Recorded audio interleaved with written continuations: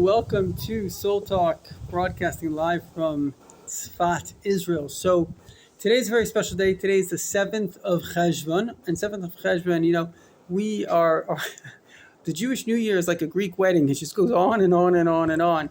It begins with the Rosh Hashanah, of course, and why do we call it Rosh, the head? Because the goal in life, and this is very, very, very important, why did God make us with a head and with a heart? Animals have emotions. In fact, they even call angels holy animals because they're so emotional about God. But the difference between a human being and an animal is actually, even an angel, ironically, is actually quite profound because some animals, just even bees, are smarter than supercomputers in math. And that's what computers do, math. So the idea of intelligence, ironically, is not that we are the smartest species. We are not the smartest species. But, there's a but.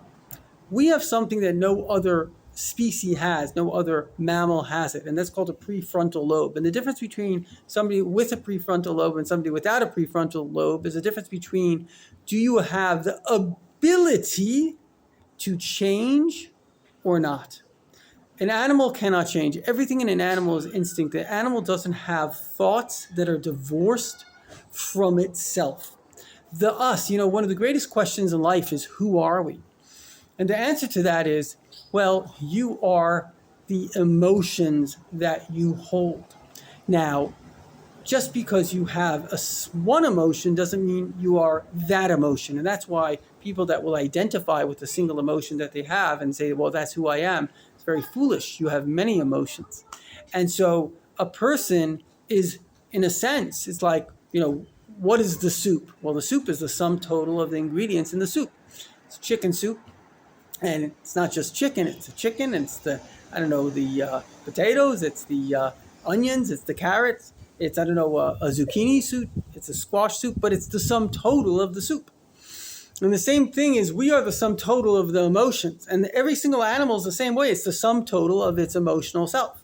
At least that's what it is right now. Now, those emotions can change, but by an animal, it's always listen carefully to what I'm saying, it's very important. It's always external factors. But by a human being, it's not external factors. It can also be an internal factor. Now, they say there are people that have gone through tremendous abuse, and of course that's going to affect somebody in a profound way.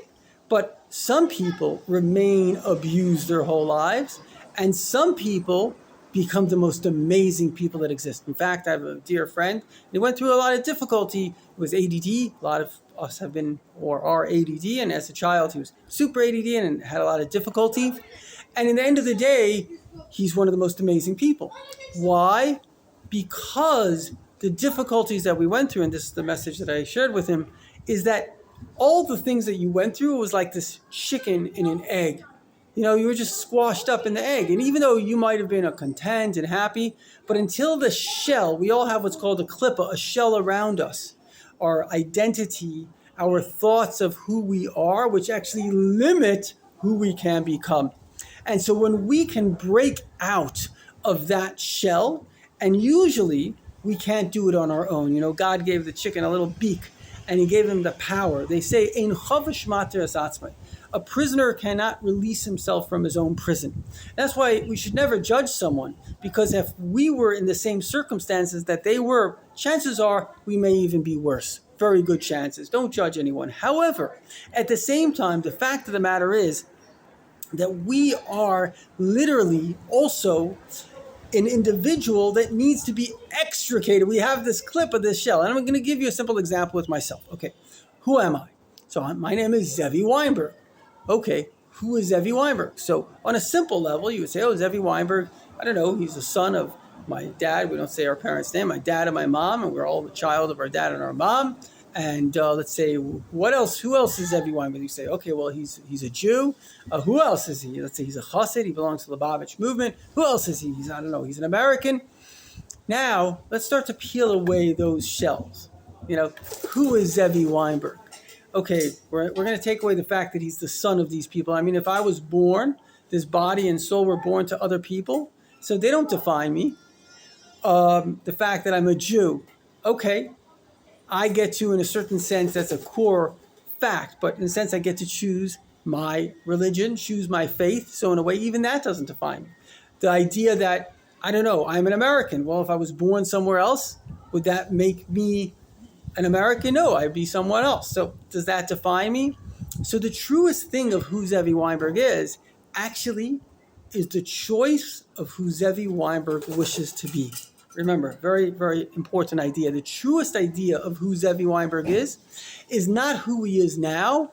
It's actually who he wishes to be. And even if I'm someone else, that's the collection of information and experiences that I am holding on to. So imagine you had a soup and you say, who are you, soup? You say, I am a pea soup.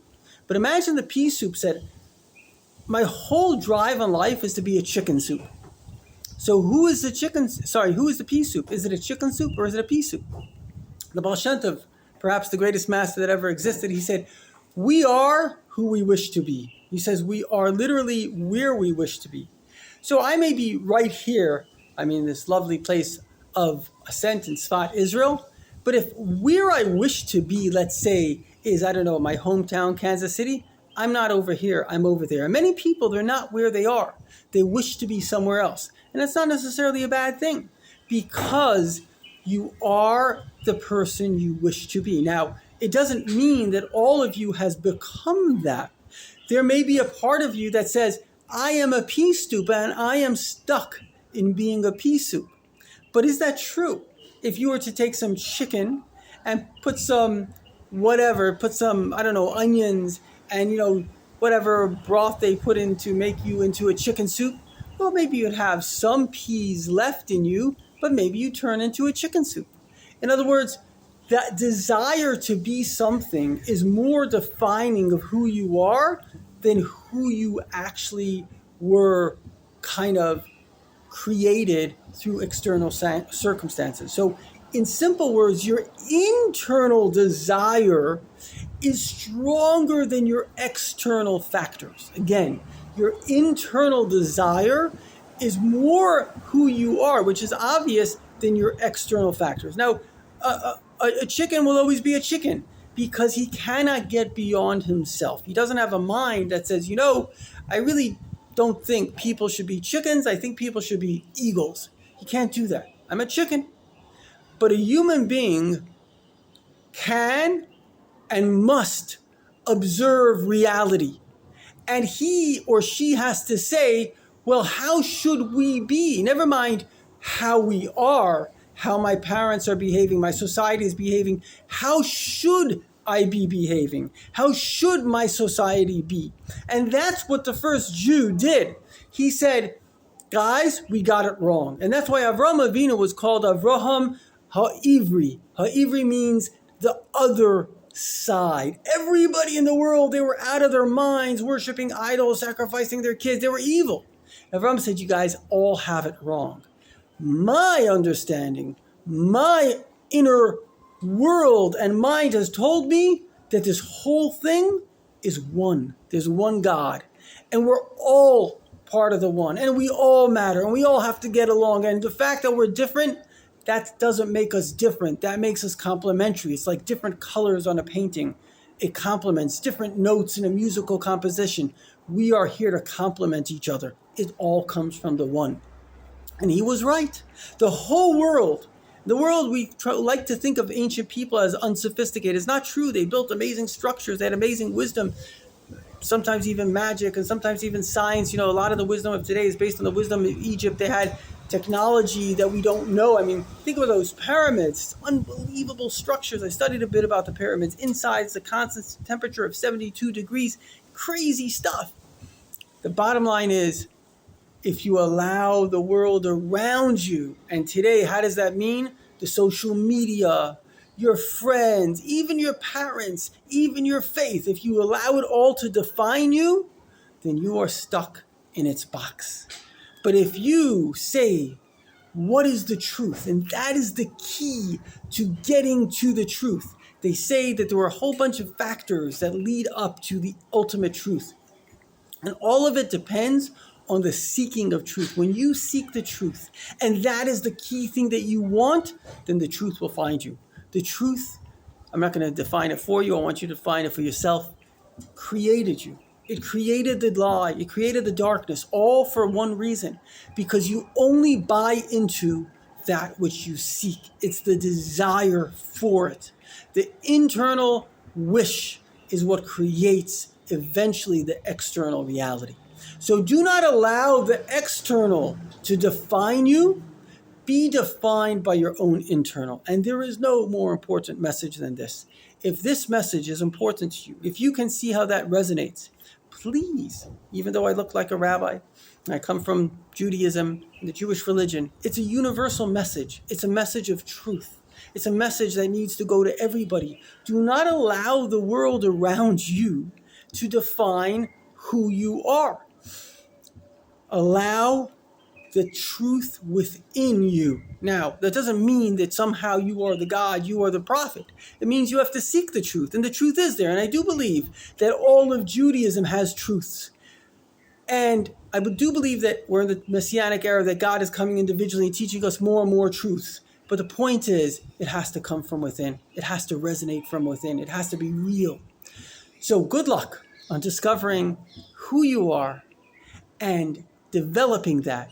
And then kindly, with respect to the other, not like these radical groups that are trying to push everyone down on lawfare and all this kind of stuff. No, with respect and dignity, because everybody's on the journey to themselves. The first statement was Lech Lecha, go into your own self. And the only way you can go into your own self is to shed those klippot, those peels, those ideas that we are this. Nobody gets to define you but your own truth. Figure it out, define it, know what you believe is true, share it with others with respect, with kindness, and don't let anything take you away from that truth. Good luck on that one.